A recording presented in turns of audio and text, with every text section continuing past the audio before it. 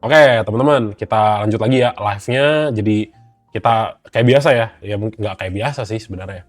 Ya hari Sabtu lah ya, sometimes maraton, nggak apa-apa. Kita maraton ya, kita bahas berbagai sektor ya.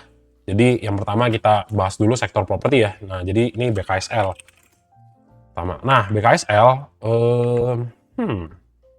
sebenarnya gini, kalau teman-teman ngelihat struktur harga tuh udah naik, nah ini Mas Emon nggak tahu ya berapa banyak teman-teman yang nyangkut di BKSL.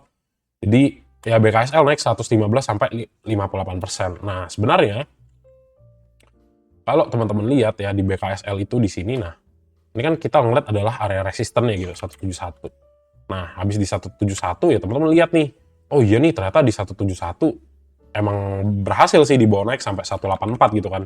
Tapi ternyata apa? Tapi ternyata ya nggak mampu nih untuk klaim lagi 184. Jadi kemarin sih sebenarnya kita udah mulai dikasih clue nih 184 nggak berhasil lagi naik. Jadi ketika dia turun yang pertama sebenarnya kalau di 171 teman-teman hold itu masih bisa sebelum dia bounce back kembali. Nah tapi kalau misalnya dia sudah lewat dari 171, nah ini teman-teman harus buang. Kenapa? Karena berarti ya dia jatuhnya lebih tinggi nih sini ya. Nah, akhirnya jatuh lagi lah ke 146. Enggak, ini buat personal ya. Nah, terus kita lihat lagi.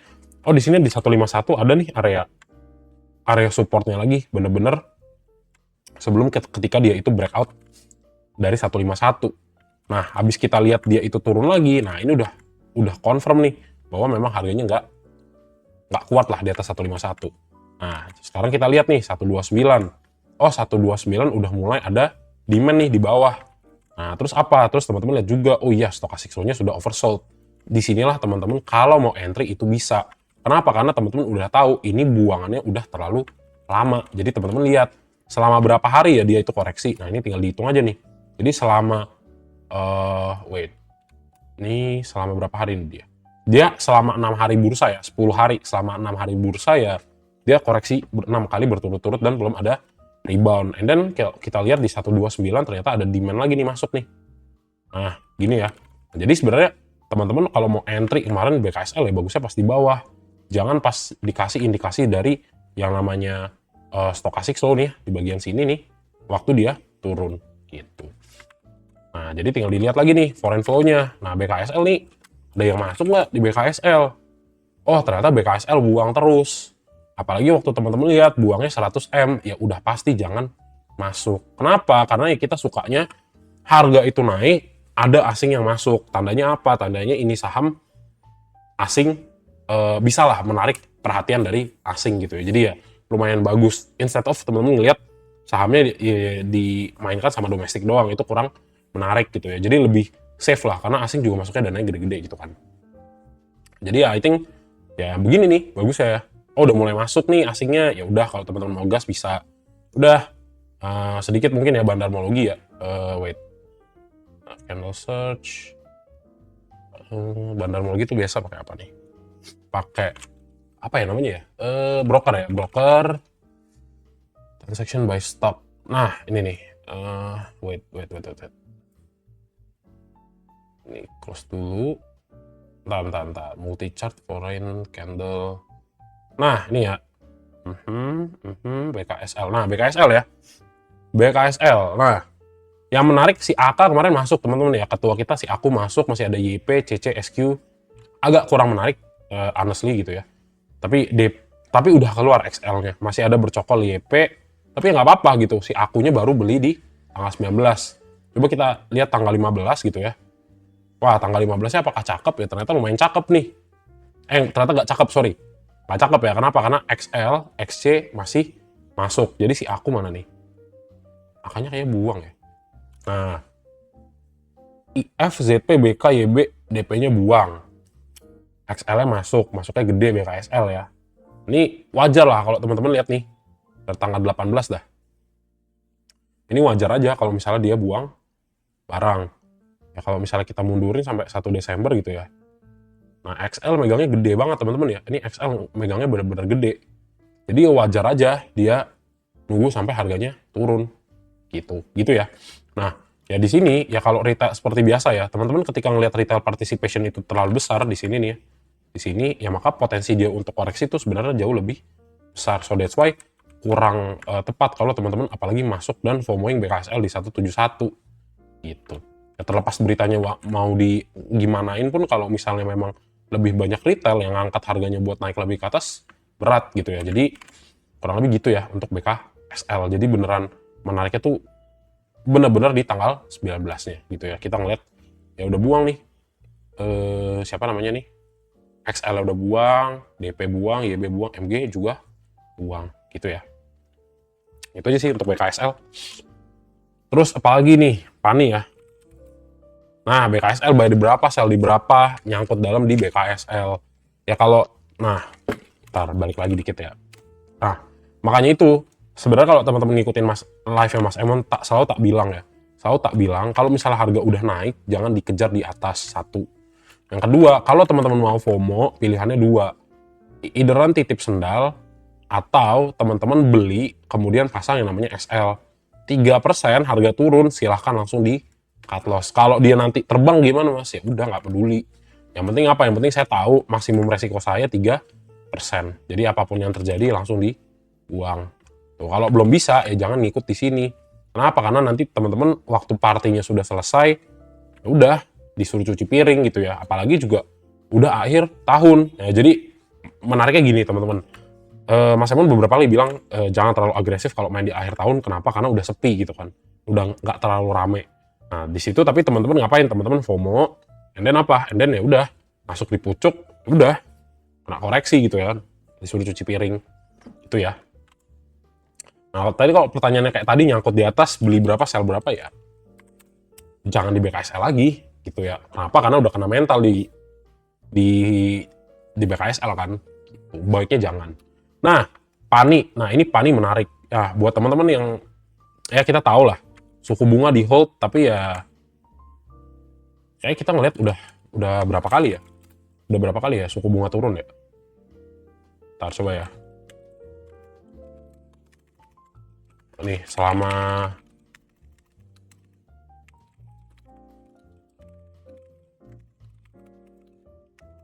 berapa kali?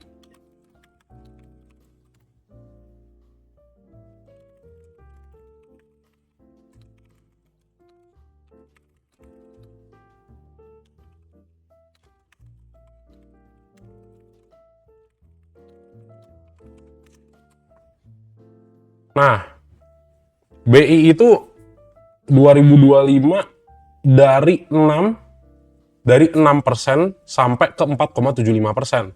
Jadi kita ngelihat ya, BI rate itu turun udah berapa nih, dari 6 sampai 4,75. Berarti kan udah turun sekitar 1,25 kan. Ya ini kalau dibilang suku bunga masih tinggi bang, enggak teman-teman ya. Nih, jadi kalau misalnya mau ngambil properti, yes, bagus. Itu sebenarnya karena suku bunga lagi turun, ya kan. Jadi enak nggak? Enak gitu ya. Ya menurut teman-teman ini kecil. Ya ini kecil, wah mas cuma 1%. Tapi bagi properti developer, ya kan, bagi ya pembangun-pembangun itulah yang butuh modal, ya turun 1% tuh ya lumayan teman-teman ya. Ya karena mikirnya gimana? Karena mikirnya mereka bangunnya triliunan, terus terus bunganya turun 1%. Wah itu udah lumayan teman-teman ya. Gitu. Nah, kita coba lihat Fed-nya ya, potongan suku bunga 2025, September, Oktober, Desember. Nah, ini juga lumayan nih. Nah, nih, terakhir Desember ya, Fed itu cut rate 25 basis point menjadi 3,5% sampai 3,75. Jadi intinya apa? Jadi dengan cut rate ini, nah ini kan dia sebenarnya jadi rendah kan, jadi kisaran 3,5 sampai 3,75%. Nah, BI kalau misalnya ya pertimbangannya kalau terlalu cepat turunin suku bunga, ya sulit juga karena gini nih. Dari Agustus ke September kan berarti bulan 8 ke bulan 9, 1 bulan kan. Nah, idealnya secara makro teman-teman ya, ketika yang namanya ketika sebuah central bank ya, ketika central bank itu menurunkan suku bunga, nah ini ripple effect-nya atau kita bilang efek daripada penurunan suku bunga ini biasanya dirasakan 3 sampai 6 bulan setelah diputuskan. Jadi karena negara itu besar dan karena kenapa juga? Karena gini, karena misalnya nih, oke, let's say tanggal 12 Desember nih, let's say ya, biar gampang. Misalnya tanggal 12 Desember diputuskan, oh iya kita suku bunga turun. Nah, ini kebijakan ini kan berlaku sebenarnya dari tanggal 13 gitu ya. Ya kontrak-kontrak setelah 13 bulan 12 ini kan baru akan berlaku gitu. Misalnya suku bunganya jadi 3% gitu kan. Nah, ini kan baru akan berlaku. Jadi sebenarnya nggak langsung bisa dirasakan, oh iya suku bunga turun, harga saham langsung naik. Nggak bisa. Ada yang namanya lagging ya. Ada yang namanya spare waktu sebelum si kebijakan fiskal atau kebijakan moneter itu berasa gitu ya. Jadi ya kenapa alasannya salah satu kenapa ditahan dulu ya supaya berasa dulu nih. Ini suku bunga di 5 sampai 4,75 basis point ini bener-bener kerasa nggak nih di masyarakat, bener-bener berasa nggak nih di sektor-sektor manufaktur dan juga misalnya properti. Contoh, let's say gitu ya. Oh, ternyata udah bisa ekonomi udah bisa gaspol lagi, ya udah nggak perlu lagi diturunin gitu. Karena kalau diturunin takutnya apa? Takutnya ya karena gini juga. Daripada asing itu nyimpen nih di suku bunganya, misalnya ini ya central banknya US ya, kayak daripada kita nyimpen di US Treasuries gitu kan yang misalnya bunganya kecil, ya udah lebih mending kita masuk ke Indonesia punya. Karena apa? Karena rate-nya masih lebih tinggi gitu ya, meskipun ada currency risk gitu ya yang bisa turun ke bawah sedikit, tapi at least mereka lebih milih karena apa? Suku bunganya relatif lebih tinggi. Jadi ini juga sebenarnya bisa salah satu jadi momentum lah gitu ya buat apa? Buat inflow daripada dana asing tuh masuk lagi ke Indonesia gitu ya. Nah, bukan suku bunga turun, it's time untuk KPR gitu ya. Tergantung sih, terserah. Tapi ya itu nanti beda lagi lah. Skemanya itu masuk ke personal finance gitu ya. Tuh beda lah. Nah, tapi kalau di sini ya teman-teman tahu, oke, kita melihat bahwa suku bunga ini relatif turun gitu ya. Suku bunga relatif turun, ya kan? Jadi apa? Jadi sebenarnya sektor-sektor properti akan diuntungkan. Nah, kalau misalnya kita ngomong lagi, berarti ya, oh PANI nih mas, PANI. Nah teman-teman lihat PANI, apakah PANI bagus untuk dibeli? Ya sebenarnya kalau teman-teman mau beli PANI di harga 13.000 ya ini lumayan bagus gitu. Kenapa? Karena ya 13.000-nya biasa dijagain gitu kan. Nah ini 13.050. Jadi apakah bagus untuk beli PANI? Ya yang pertama, ini bagus untuk beli PANI. Tapi kalau misalnya, tapi belinya bukan yang langsung banyak teman-teman ya. Ditunggu dulu, kalau misalnya 13.125-nya memang kuat sideways di bawah, nah ini bagus banget buat entry. Kenapa? Karena ya even dari tanggal September ya, dari September itu harga 13.000 ditahan terus harganya mantul lagi gitu. Jadi sih ya sebenarnya teman-teman udah dapat agak harga bottom lah ya di PANI nih di sini. Gitu. Jadi lumayan oke lah sebenarnya ya. Tapi tinggal kita cek nih foreign flow-nya gimana ya untuk si PANI gitu kan. Nah, PANI itu bentar. PANI ya. Nah, untuk PANI, nah teman-teman ngeliat lagi nih. Oh iya nih, lumayan nih ada info lagi dari tanggal 12 sampai tanggal 19. Dan apa? Dan ketika dia inflow, harganya turun. Nah, itu yang bagus ya. Misalnya nih outflow, oke, turun. Terus ini ada inflow, harganya turun. Terus harganya nggak kemana-mana lah. Dari tanggal berapa? Dari tanggal 11 sampai 19 gitu kan. Jadi apakah ada potensi untuk yang namanya PANI ini turun lagi? Ini tetap ada. Tapi ya mengingat si PANI ini di harga berapa ya? Di harga 13.080 reject, ya udah kita bisa ambil sebuah area nih. Area apa ya? Range di 13.125 sampai 13.800. Nah, ini ada potensi nih untuk ngelihat harganya naik lagi. Tapi ya mungkin akan ada sideway, ya nggak apa-apa. Teman-teman masuk juga sebenarnya tinggal tunggu lagi nih masuk area oversold, baru teman-teman entry, banyakin posisinya. Udah habis itu tunggu dia manggung. Tapi ya ini di swing ya, akan sedikit lebih lama. Ya ini juga udah lumayan murah lah. Gitu. Itu aja sih sebenarnya untuk PANI ya. Bagus gak? Ya masih bagus. Gitu. Pernah nggak dibawa turun? Nggak pernah ya sini. Ya paling jelek-jeleknya ke 12.000 teman-teman ya. Satu kali lagi ya. Jelek-jeleknya ya. Kita hapus dulu ya. Udah, ini paling jelek-jeleknya turunnya ke sini nih. Ke 12.075. Tapi ya selama 13.000-nya masih ditahan ya masih oke lah untuk PANI gitu ya. Gitu ya. Lanjut lagi ya, lanjut lagi. Itu untuk PANI. And then next CBDK. Nah, CBDK. Nah, nih teman-teman lihat apa CBDK?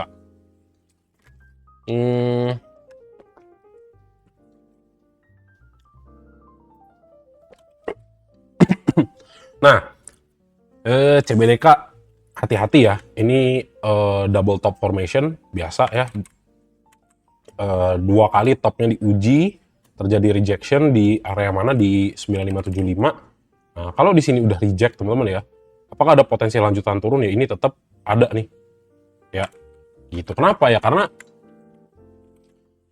ketika ya teman-teman kayak lempar bola misalnya ke plafon ya, terus plafonnya terus lemparannya nggak terlalu kuat ya, habis dari plafon dia jatuh ke bawah biasa ya, mantul. Nah, untuk si CBDK ini yang menarik adalah apa? Ya teman-teman lihat double top formation, yes, betul ya. Nah, tapi apa? Tapi ya kalau misalnya memang si CBDK itu bisa besok ya, besok Senin klaim lagi 8.900, ini apakah ada potensi naik? Ya ini tetap ada. Kemudian perhatikan juga seperti ini ya teman-teman ya. Kalau di akhir tahun, I think lebih baik teman-teman wait and see, dan lebih baik ya setidaknya inilah ya, kalaupun trade kurangi posisinya buat have fun aja biar nggak bosan, biar tetap ngikutin market gitu ya. Kenapa ya? Karena kan udah sepi gitu ya, udah mulai sepi. Nah, di 8.900 ini gitu ya, 8.900 ini kita harus lihat besok ya, kalau dia bisa klaim ya potensi naiknya ada. Tapi seandainya dia koreksi, ya lihat koreksinya. Kalau dia koreksinya masih sampai 8.225, ya ini apakah ada potensi untuk naik? Ya ini tetap ada. Tapi at least kita lihat area support di 8.255-nya itu masih di support gitu ya. Tuh. Jadi untuk kita CBDK sebenarnya Mas Emon masih suka ya, masih bagus ngelihatnya. Ya kalau misalnya kita ngelihat asingnya inflow lagi ya bagus gitu ya. Kenapa ya? Karena ya bagus gitu kalau kita ngeliat inflow. Tapi ya kalau misalnya teman-teman lihat lagi 17 sampai 18 mulai ada buangan, ya mending wait and see dulu gitu kan. Karena ya dari kenaikan sejauh ini udah lumayan belum ya turunnya ya, satu swing udah sih, udah oke. Ya ini udah oke lah sebenarnya lah ya. Kita udah bisa ngeliat dia di sini udah create yang namanya higher low gitu kan. Tapi kalau misalnya dia bisa pelan-pelan naik ya tetap untuk breakout dari 9.500 juga masih bisa. Tergantung lah pilihan lah ya teman-teman ya. Either pilih PANI atau CBDK. Ya menurutku kalau lihat yang udah murah ya ngambilnya si PANI. Tapi kalau misalnya mau ngikutin ke CBDK juga nggak jadi masalah ya. Tapi ingat udah naiknya udah lumayan tinggi nih dari 6.100. Nah tapi kalau teman-teman lihat dari ATH-nya di 10.800 ya ini ngikut juga sebenarnya masih bisa. Jadi sebenarnya masih bijak lah teman-teman beli ya. Nah harganya belum ATH lagi. Itu ya. Nah sedikit broker transaction untuk CBDK gitu ya. Ya nothing special lah. YU masuk, CC, XC-nya tipis. Ada LG XL-nya keluar. Coba kita lihat dari tanggal 1. Aku dan ZP masih bercokol meskipun udah sedikit buang barang ya. Sama kayak ZP dan YU juga. Jadi nggak ada yang spesial lah di sini ya. Yang menarik LG udah buang barang. XL ya kayaknya sih LG salah satu market maker-nya ya. CBDK. Ya gitulah kurang lebih. Ya dari structure masih bagus. Tapi oh ya ini dari stochastic flow jangan lupa ya lihat ya. Kalau misalnya masih bisa dibawa turun ya udah tunggu aja teman-teman ya. Gitu. Oke. Nah ini juga nih MA-nya kurang ya. Gitu. Terus kita lanjut bahasannya apa nih? CBDK Asri ya. Oh salah saham. Nah nih berikutnya Asri teman-teman ya. Asri teman-teman ngelihat. Oh iya nih Asri. Ya yang pertama ngelihat apa? Yang pertama ngelihat harganya turun. Dan turunnya di mana? Ini nggak bisa lagi dia klaim 167 sampai 169 gitu. Jadi apa? Jadi sebenarnya kita pengennya itu ngelihat yang namanya Asri itu bisa harusnya tuh bertahan lah 167 169. Tapi teman-teman lihat di bawah MA 100 nih ya, di bawah MA 100 breakdown lagi di bawah 167 ya di range ini. Nah, ini ada potensi sekali lagi turun ke 161 gitu. Jadi dipantau antisipasi. Kemudian apa? Kemudian teman-teman lihat, nah ini stochastic flow-nya juga kurang bagus gitu. Jadi apakah berpotensi akan turun ya ini kelihatan gitu ya, masih berpotensi untuk turun. Tuh, kenapa? Karena ya biasa ya, kalau MA 100 itu ke-reject ke bawah, ini biasanya ada potensi untuk turun lebih dalam gitu ya. Untuk dari trennya, oh ini di bawah MA 100 nih, MA 100 gak kuat. Jadi apakah ada masih potensi untuk turun ya? Ini ada. Tapi ya kita konfirmasi satu lagi pakai foreign flow-nya gitu ya. Nah kita cek foreign flow-nya. di asli ada inflow nggak? Oh, di asli ternyata nggak ada inflow. Ya, inflownya kecil-kecil ya, under 1 M, dan buangannya 3 M, terus kurang lah. Masih kurang ya. Nah, kurang bagus untuk saat ini belum tentu selamanya kurang bagus. Ya, ini tinggal kita lihat dulu. Kalau ternyata dibawa ke 161 ternyata asingnya baru masuknya jumlah gede, ya baru teman-teman kita ikutin ya. Kita follow the money, follow the smart money lah. Jadi kalau misalnya di sini masih belum, ya udah lebih baik tunggu dan dimasukin jadi watchlist ya. Sampai dianya udah mulai masuk, udah mulai ada inflow dari growth dari inflow asing yang cukup signifikan, ya baru kita masuk gitu ya. Gitu ya teman-teman ya, apalagi market memasuki akhir tahun, jangan ekspektasi terlalu besar, turunin ekspektasi dan have fun aja di market gitu ya. Nextnya lagi itu kita bahas asli BSDE ya. BSDE, IDX BSDE. Nah, untuk BSDE juga sama, jadi harus hati-hati sedikit ya untuk sektor properti. Ya meskipun berpotensi akan rally di tahun 2026, tapi teman-teman harus ingat sekarang belum tahun 2026. Dan biasa ya, liburan di tanggal 1 juga nggak langsung saham naik gitu ya. Kenapa ya, pasti sepi dulu lah gitu kan. Gitu ya. Jadi mungkin seminggu sebelum akhir tahun dan mungkin seminggu setelah akhir tahun ya masih ada sedikit sideways ya, itu masih wajar lah untuk ini ya, untuk IHSG kita ya. Jadi kembali jangan expect terlalu banyak, at least teman-teman bisa pantau aja itu udah bagus banget gitu ya. Nah, dari structure ya kita lihat dulu aja. Nah, dari structure ya udah 1200 koreksi berapa nih? Bukan 1200 koreksi 23%. Menarik, lumayan. Kenapa? Karena at least teman-teman tahu saya beli ketika posisinya koreksi, bukan waktu posisinya naik. Gitu ya. Sama, bukan berarti selalu dalam posisi naik itu ketinggian, itu belum tentu gitu ya. Ibaratnya pas teman-teman masuk langsung dibanting, itu belum tentu juga.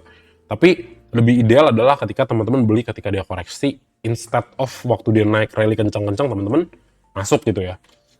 Kalau yang jam terbangnya udah lumayan tinggi sih oke.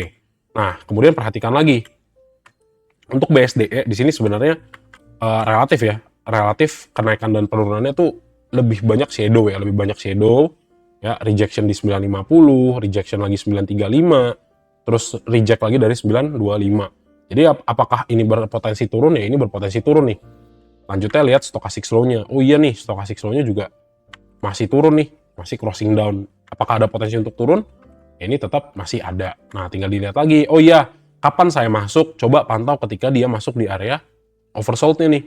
Gitu ya, momentumnya bagus gak? Kalau momentumnya bagus ya silakan teman-teman place entry-nya di ketika dia sudah turun ke bawah gitu. Jadi ibaratnya di sini juga jangan dipaksakan ya untuk entry. Meskipun udah mau sentuh lagi 910, tapi tetap teman-teman harus ingat ini turun ya dari MA100, kemudian MA5 dan MA10-nya juga reject dia ke bawah, nggak bisa klaim.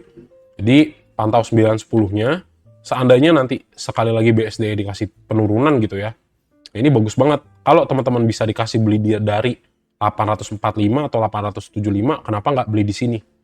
Gitu ya. Itu aja sih sebenarnya ya untuk BSDE. Nah, BSDE bilang tadi, BSDE ada yang akum mas, iya kah? Nah, betul ya. BSDE akum ya teman-teman ya. Jadi tinggal tunggu momentumnya. Nah, ini BSDE itu di akum bener-bener rajin di akum itu dari bulan 11. Di sini yang kita lihat dia strict asingnya masuk terus. Jadi apakah bagus? Bagus gitu ya. Tapi nanti deh cara masuknya ntar Mas Emon kasih tahu ya. Bulan 11. Oke.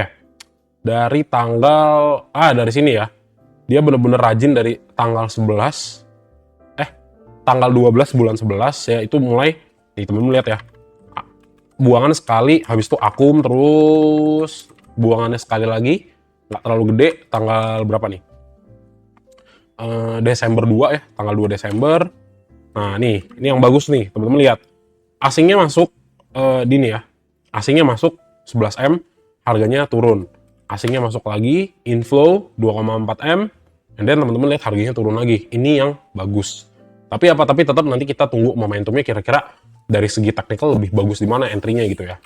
Nah, lihat lagi, oke, asingnya ada buangan lagi nih 2 hari. Tapi apalah arti buangan 2 hari ini dibandingkan akumulasi sebelumnya gitu ya. Jadi kita masih bisa lihat ya konsisten akumulasinya gitu kan. Ini bagus gak?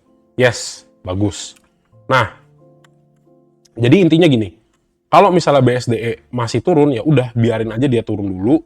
Tapi kalau teman-teman nggak mau ketinggalan bottomnya, silahkan bagi portfolionya ya. Silahkan dibagi alokasinya untuk yang masuk di ini kegedean. Silahkan bagi akumulasinya yang mau masuk BSDE.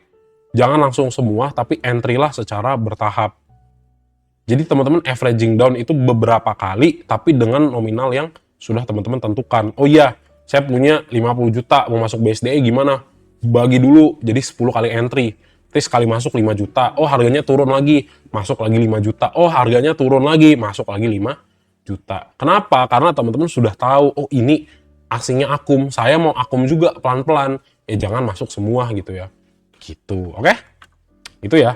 Supaya apa? Supaya kalau misalnya nih teman-teman baru 2 kali entry, wah mas ternyata diguyur nih ARB, bread gitu kan. Ya udah, ketika teman-teman cut loss, tapi ini baru berapa nih? Ini baru 10% dari total yang teman-teman mau, 10% dari total akumulasi yang teman-teman mau masuk di BSDE. Jadi even ini pun ya, di 10% ini misalnya cut loss-nya 10%, wah teman-teman cut loss 10%, tapi ini paling kalau digabungin ke total portfolio di BSDE-nya kan nggak ini kan, nggak terlalu gede kan, ya udah paling berapa, ya udahlah resiko gitu kan. Tapi at least apa, at least temen-temen tahu, oh iya nih saya lagi pengen coba nih timing bottomnya di mana ya gitu. Nah kalau misalnya ya Mas Emon lihat gitu ya, kita coba ya, kita coba cek kira-kira harga yang terbaiknya di mana untuk BKSL, sorry buat BSDE itu di, saya coba.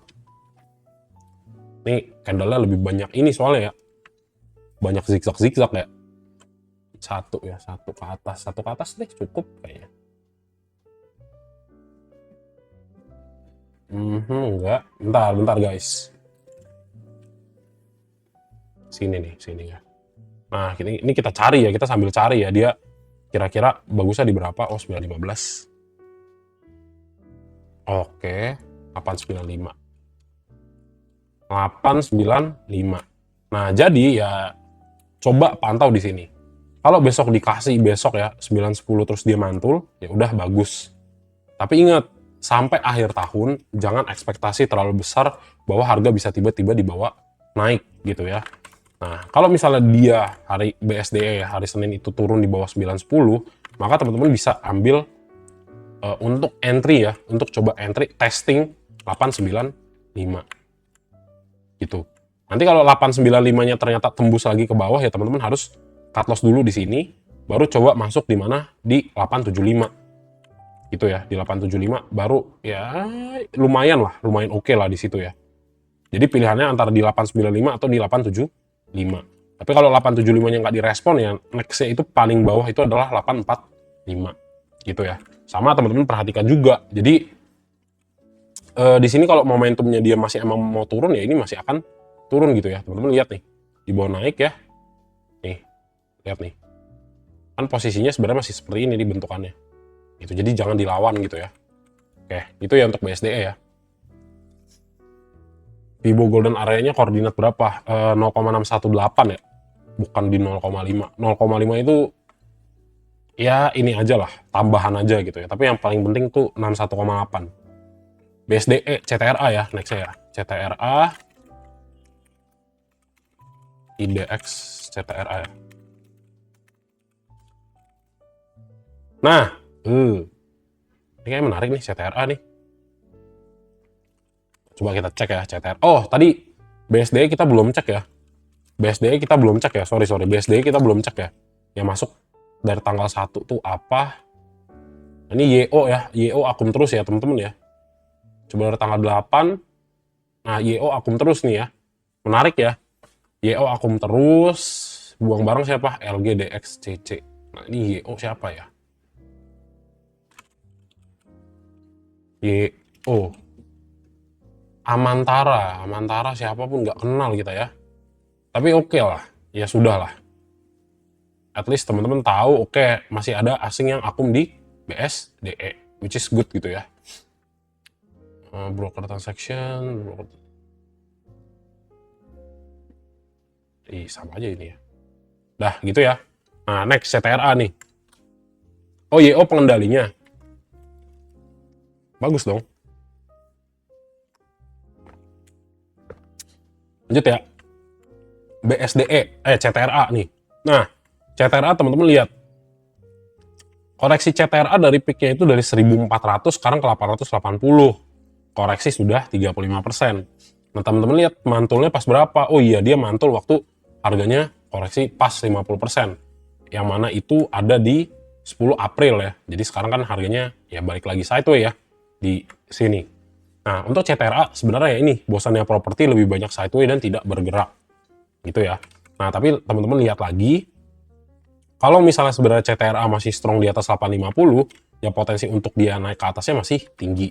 Ini juga dia bisa klaim 875 lagi, ya next targetnya sebenarnya 890. Kalau dia bisa klaim 890 dan candle solid, ya ini bisa lagi nih naik ke 900. Masih berpotensi lah. Gitu ya.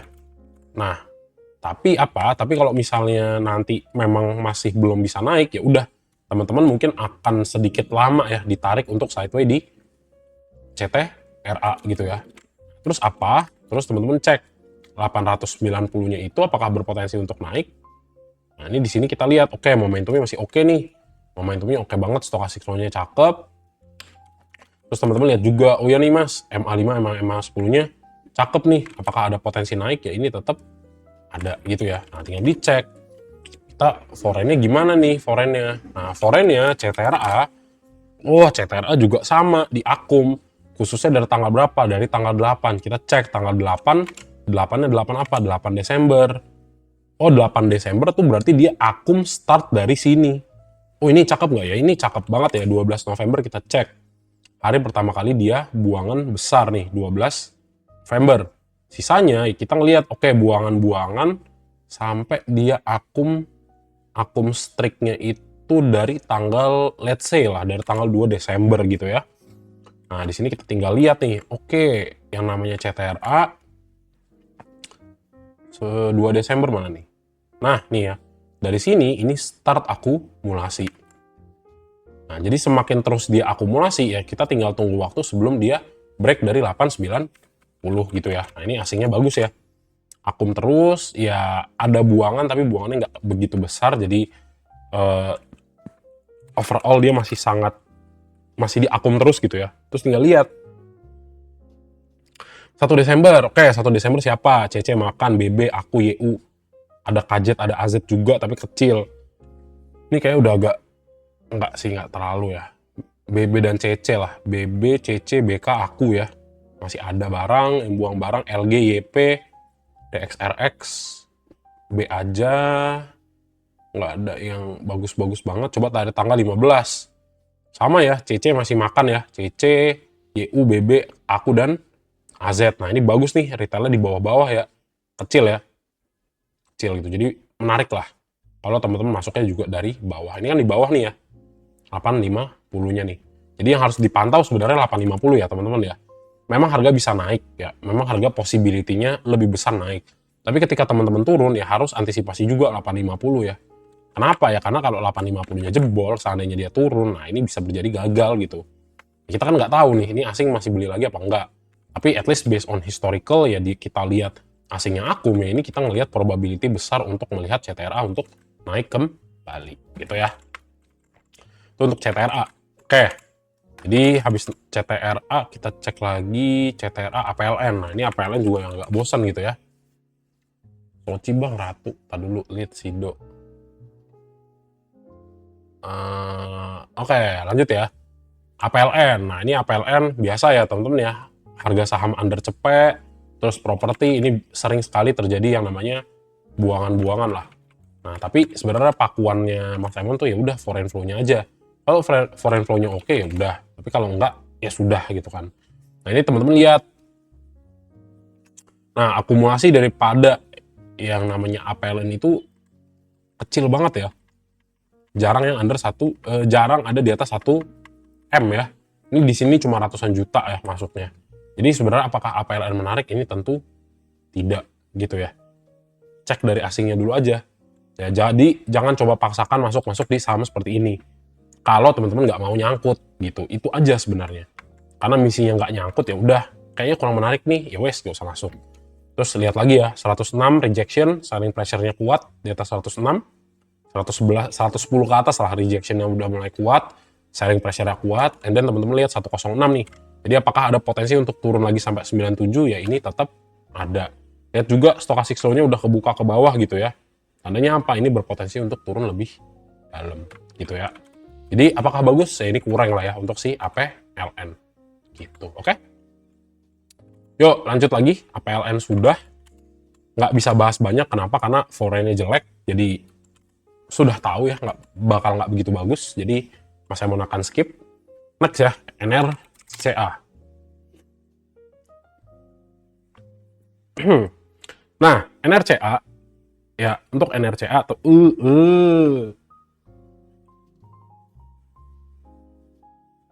oh nih, ini kan NRCA katanya sama Pak PP ya kalau nggak salah ya, gitu ya. Nah, jadi apa? Jadi sebenarnya teman-teman ngelihatnya di gini dulu nih, simpelnya. Oh, NRCA dari tanggal 7 November sampai berapa nih? Sampai, ups, nah nih ya, dari tanggal, nih, Mas Emon kecilin dulu nih.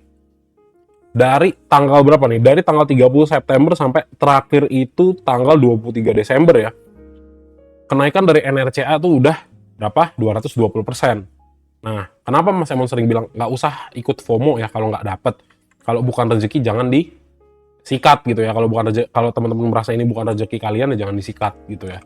Nah, ini lihat nih. Oh iya, dia naiknya garis lurus. Habis itu mulai koreksi. Nah, teman-teman Mas Emon pernah bilang, tunggu dulu ada potensi yang namanya NRCA untuk turun ya ke bawah.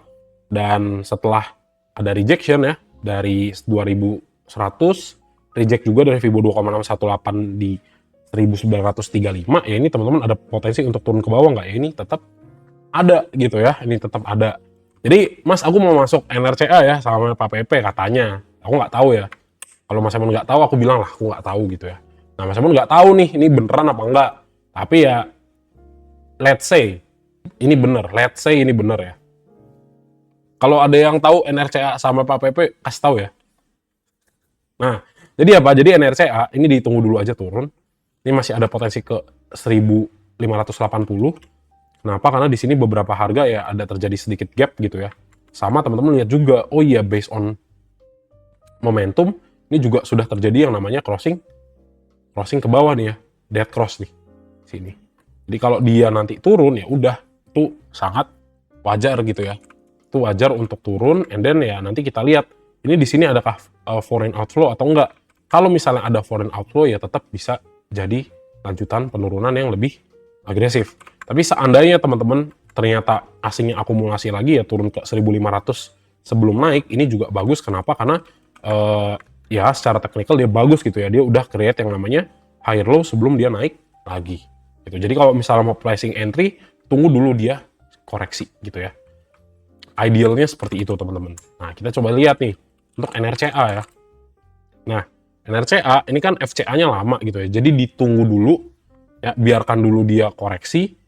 Ya kalau dari previous-nya ya kita lihat oke, asingnya lumayan lah masuk ya. Lumayan oke lah. Sekilas ya. Tapi ya kalau ngelihat posisinya di sini asingnya belum ada lagi beli. Ya udah wait and see dulu gitu ya, karena sahamnya masih terlalu tinggi. Nah, next untuk NRCA, ya tinggal teman-teman lihat. Nah, tanggal berapa? Seminggu terakhir tanggal 15, YP sama XL banyak. Jadi jangan beli, sudah pasti. Siapa lagi? Oh, ternyata kalau dari tanggal 1 sampai 19 ya teman-teman lihat, oh HP ada yang ngumpulin barang nih. Biasa kan HP kan Pak PP ya yang pakai ya. Nah, HP-nya masih beli, buangnya juga sedikit, YP-nya udah mulai dagang, ya kita tunggu nih, bener-bener dagang semua. Gitu ya. Kalau dari tanggal 1 Desember udah pada buang memang si retailnya. Kalau di tanggal 8 belum ya, belum terlalu ya, masih ada YP bercokol. Tinggal lihat tanggal 15. Nah 15-nya YP XL masih ada. Jadi dari seminggu terakhir ya kita lihat ya, belum menarik untuk NRCA. Jadi next potential downside itu yang kita cek di 1500. Downside potensialnya memang sekitar 10%, tapi karena itu terlalu sedikit tinggi ya cek aja dulu 1700 ya. Besok 1680 lah ya. 1680. Seandainya 1680 1685 ini dia turun ke bawah gitu ya. Nih, ya udah. Baru nanti kita lanjut cek gitu ya. NRCA akum dari HP dari Oktober, apakah indikasi HP Pak PP?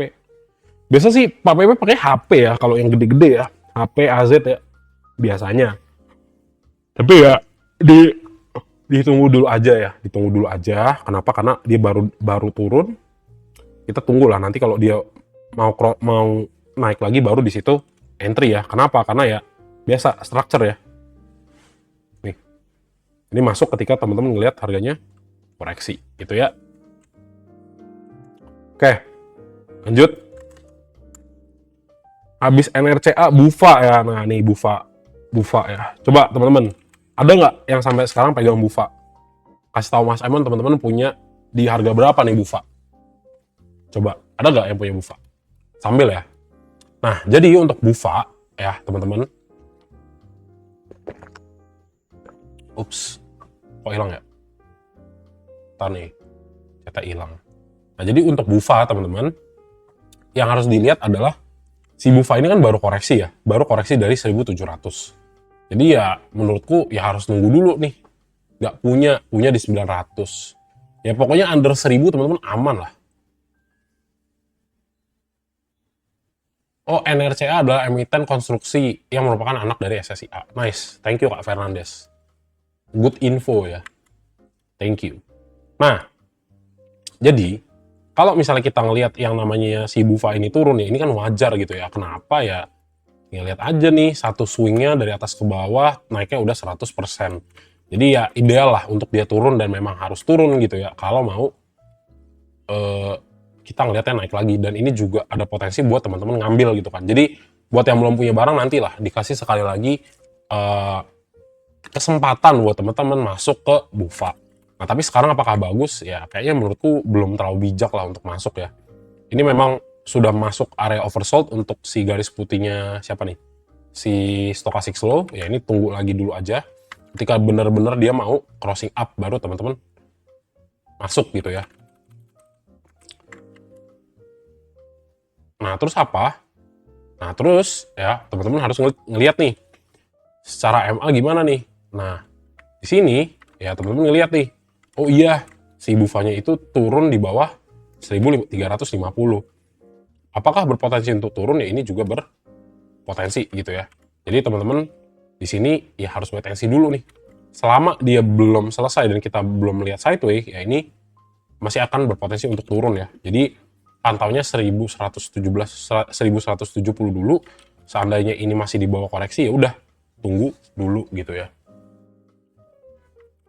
Nah, terus kita cek lagi. Kita cek lagi untuk si ini. Siapa nih? Foreign flow-nya ya kita cek ya. Untuk si Bufa. Buah. Nah, Bufa kemarin ada inflow ya. Ada inflow tapi ya perhatikan di tanggal 12/12 buangan 100M-nya. Di sini ya yang nge-trigger harga untuk turun. Jadi ya udah tunggu dulu aja. Ini juga buangannya relatif besar ya. Masuk outflow ya 75M ya. Kalau ini tambah ini kan juga sebenarnya masih outflow gitu. Jadi ini ditunggu dulu teman-teman ya. Ditunggu dulu, wait and see dulu untuk Bufa. Kalau misalnya Bufa udah lumayan turun ya silakan teman-teman masuk gitu ya. Itu aja sih. Jadi gapnya nah ini ya 1170 ya menarik lah di sini. Tapi belum lah, tunggu dulu gitu ya. Tunggu dulu. Oke, itu aja sih buat Bufa ya. Terus nextnya Mina ya. Mina, nah tadi pokoknya under tadi ya, under berapa tuh ya? Bufa ya under 1000 masih oke lah buat teman-teman hold gitu ya. Terus kalau misalnya Mina, ya udah teman-teman lihat lagi nih. Oh iya nih, Mina nih. Ya dari 488 terus tiba-tiba dia koreksi ya. Ini nggak tahu ya, FCA biasanya begini ya. Apakah Mina akan turun ya? Ini terlihat berpotensi gitu ya. Gitu. Jadi apakah bisa si Mina ini lanjut koreksi? Ya masih ada gitu ya. Tergantung nih. Ini udah ngelihat harga FCA begini ya biasanya akan berlanjut gitu ya sampai dia kebuka. Terus tinggal dilihat si Mina dulu ya. Mina. Nah, ini asingnya masuk udah lumayan sepi ya, mulai sepi. Jadi sama nih. Ini nunggu dulu ya, teman-teman ya. Ini nunggu dulu si Mina. Biarin aja deh, ini turun. Kita nggak tahu dia FCA mau sampai kapan, tapi at least kalau misalnya Mina koreksinya udah lumayan agak dalam, ya baru consider untuk beli. Nah, kalau misalnya dibikin ya, mau dipaksa, ya udah, tinggal bikin aja. Tinggal bikin aja, kita jadikan ini sebagai, jadi lancar ya, kita bikin jadi lancar. Nah, ya kalau misalnya mau cek ya, mau Mina beli lagi ya, ngambilnya paling di 310. Di 310 tunggu turun dulu atau di 236. Jadi biarin dulu dia ngebawa turun, biarin dulu nih yang FOMO-FOMO di sini tuh nyangkut dulu, stop loss dulu, baru di sini dia nanti ngangkat lagi gitu ya. Nah, ini juga kita nggak bakal bisa ngambil kesimpulan gitu selama dia belum kebuka FCA-nya. Jadi ya selama masih Mina FCA ya sulit lah teman-teman lah ya gitu. Ada lagi? Gitu ya, aman ya. Mina nggak ada yang punya ya berarti ya.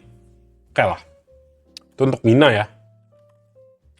Untuk Mina, oke. Itu untuk Mina, jadi masih itu ya, masih FCA lah. Nggak bisa ngambil kesimpulan ya, gitu. Oke, next Kija ya. Nah, Kija teman-teman. Untuk Kija, nah ini juga sebenarnya sama ya. Ini pernah jadi JJS kita juga ya. Pernah jadi JJS. Terus kalau misalnya lihat dari struktur harga ya, mungkin di sini agak bingung, ya udahlah nggak apa-apa. Nah, Kija itu yang diperhatikan rejection dari Fibo 3,18 ya di sini ya, di 256. Nah, ini juga belum lah, ini masih agak kurang gitu ya. Tapi ya at least teman-teman pantau 218-nya nih. Kalau 218-nya ini bisa jadi area support yang kuat, ya apakah ada potensinya untuk naik? Ya, ini tetap ada. Nah, kalau misalnya nanti turun, ya udah, ini masih berpotensi juga gitu ya. Nah, ini lihat ya, MA5-nya udah di crossing ke bawah, jadi berpotensi untuk turun juga tetap ada. Sama teman-teman lihat, ini sebenarnya momentumnya masih agak kurang bagus ya. Nih, dia crossing ke bawah. Nah, kita lihat asingnya nih, bagus apa enggak. Ya, untuk si Kija. Nah, menarik. Ini kan dia masuk tanggal 11-12, kemudian banting ya. 11-12 nih. 11-12. Nah, ini kalau tiba-tiba dia, nih, kalau teman-teman lihat, saham yang spike-nya itu cepet banget gini ya. Terus ekornya ada, shadow-nya ada. Nah, ini harus curiga nih. Ini mau ngebanting ya. Gitu. Karena biasanya seperti itu ya. Beberapa case banyak seperti itulah. Gini ya juga ya. Tiba-tiba dibawa spike, habis itu dibawa turun. Yang teman-teman lihat nih. Nah, ini juga dia beberapa kali sama ya. Naiknya ada shadow candle, terus tiba-tiba sideway nggak karuan. Jadi untuk Kija sebenarnya untuk day trade ya masih oke lah. Tapi ya I think ini belum terlalu bagus harganya ya. Jadi lebih baik ditunggu lah teman-teman ya. Makin dia koreksi sebenarnya makin bagus. Ya kenapa ya? Karena teman-teman beli di harga yang di bawah gitu ya. Ini sebenarnya karena tak bingung ya. Coba tak hapus dulu biar nggak bikin duanya hapus. Dua kali. Enggak sih, tapi ini oke lah. Nih, sini ya. Gitu. Tetap, tapi menurutku ini kurang lah teman-teman ya. Karena naiknya udah tinggi, terus kalau misalnya koreksi juga masih upside 36% something. Jadi Kija untuk ya short term, teman-teman mau scalping oke, 1-2 tick jadi masalah. Tapi untuk masuk sekarang ya tetap menurutku kurang bagus. Kija ya. Itu aja sih sebenarnya Kija. Ya agak sulit lah kalau misalnya memang momentumnya juga seperti ini gitu ya. Kurang bagus gitu ya, di bawah sideway-nya itu kecil gitu, nggak langsung turun atau nggak dia ngasih area buat ini ya, dikasih area sideway-nya agak lebar nih. Kalau gini kan enak nih, tapi kalau dia kayak begini nih, wait, kalau di bawahnya cuma kayak gini, nah ini nggak enak nih,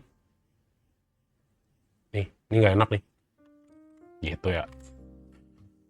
Ya tergantung juga sih, kalau misalnya memang beberapa hari demand-nya kuat di 218 ya berpotensi naik juga nggak ketutup kemungkinan gitu ya. Ini Kija penasaran siapa yang masuk ya. Nah nih Kija topnya ya seminggu XL, hati-hati.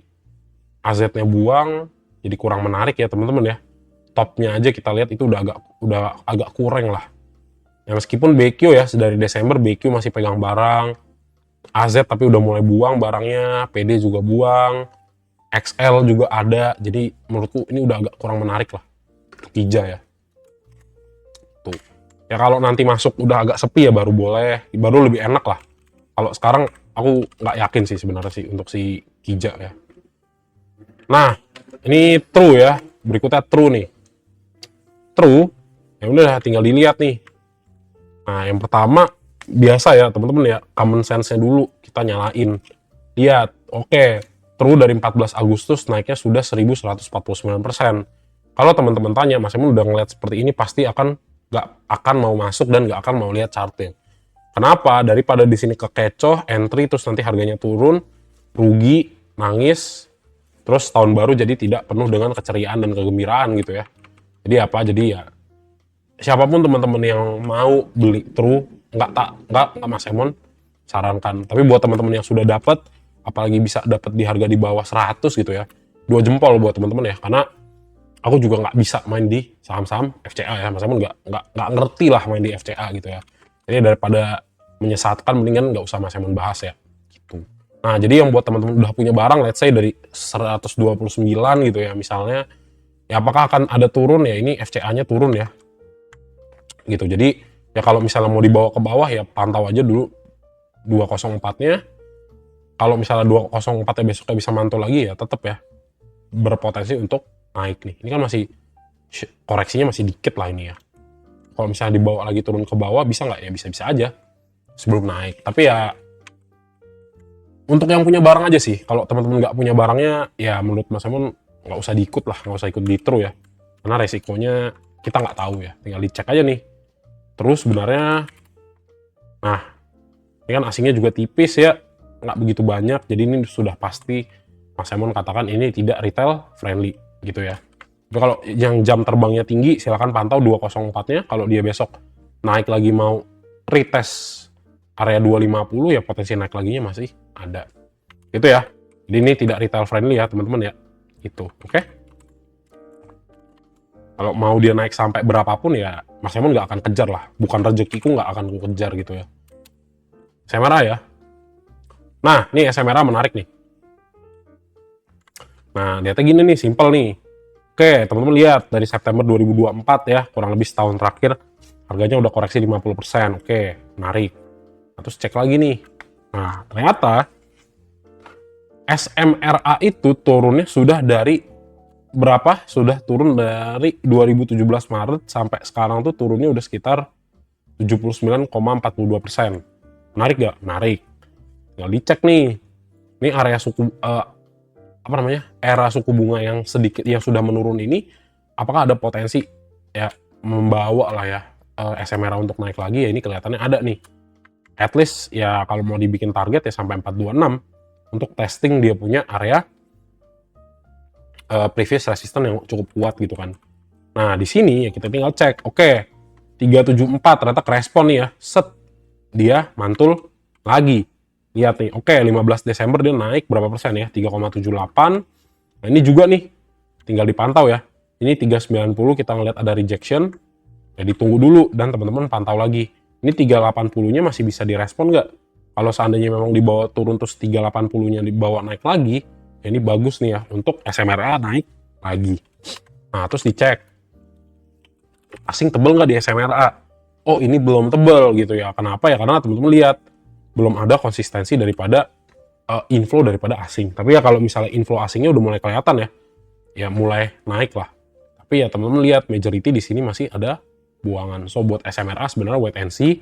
Meskipun ya teman-teman melihat secara technical ya ini lumayan menarik gitu. Tinggal kita cek, oh EMA 100-nya di mana? Oh ini di atas EMA 5, EMA 10. Jadi sebenarnya potensi naik tetap ada, tapi harus teman-teman jagain nih. Kenapa? Karena di sini kita tahu nih asingnya terus buang. Nah, lihat lagi SMRA dari tanggal 1 sampai 19 PD, AZ, XL biasa ya. Ada XL, wait and see dulu. Terus yang buang barang ZP, BK, NI. Ya ditunggulah tahun depan lah ya. Kalau si ZP dan BK atau si BK mulai akumulasi lagi ya ini tandanya good news lah. Gitu ya. Ini PDDX-nya masih masuk ya per seminggu kemarin. Berpotensi lah ini naik, masih ada potensi ya kalau dia masih lihatnya PD dan DX ya. Kalau PD dan DX-nya masih akan akum di minggu depan ya mungkin di bulan-bulan Januari akhir bisa nih terbang nih SMRA ya. Tapi agak lama lah swingnya. Itu ya, itu aja sih buat SMRA sih.